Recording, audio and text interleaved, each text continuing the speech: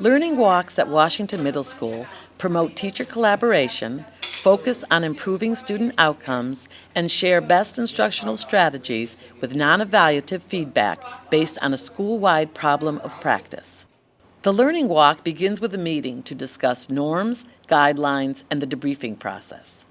Facilitators reinforce the idea that the Learning Walk is non-judgmental with a designated focal area. Each Learning Walk team includes teachers, administrators, and central office staff. The participants are notified of the schedule and area of focus prior to the walk.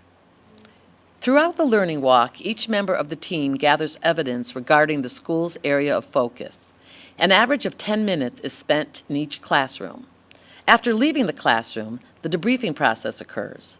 Team members share each classroom's evidence statements to develop emerging themes. Okay, so for the debrief process, we're going to take all of the data that we collected, and each person is going to put that data onto sticky notes. For each classroom observation sheet, you're going to use 2 or 3 sticky notes, and you're going to try to take ideas. For example, if there was a quote or there was some sort of fine grain evidence that you found, you're going to put it on the sticky notes. You're going to end up with about 15 sticky notes when you're done.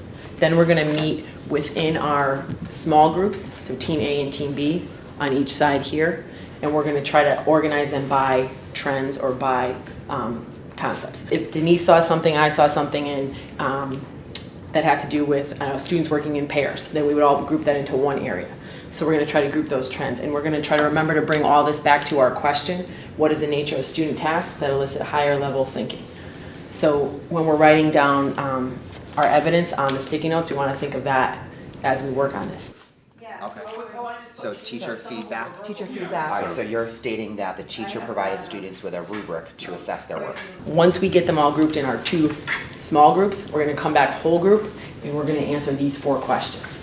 So with the evidence that we found and put on the sticky notes from each classroom, we're going to find what the strengths we saw, what trends we observed, what were the implications for professional development for teachers and administrators, and what data did we collect that related to the school improvement goals, and what were the implications for next year's school improvement planning.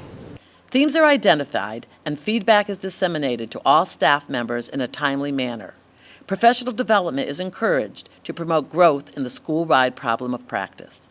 Again, thanks everyone for coming today and taking part in learning walks. It's a powerful, powerful process as you've seen.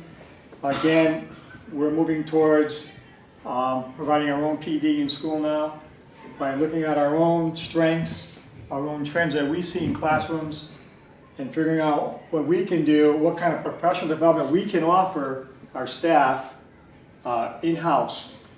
So these are the things we're going to be looking at for next year.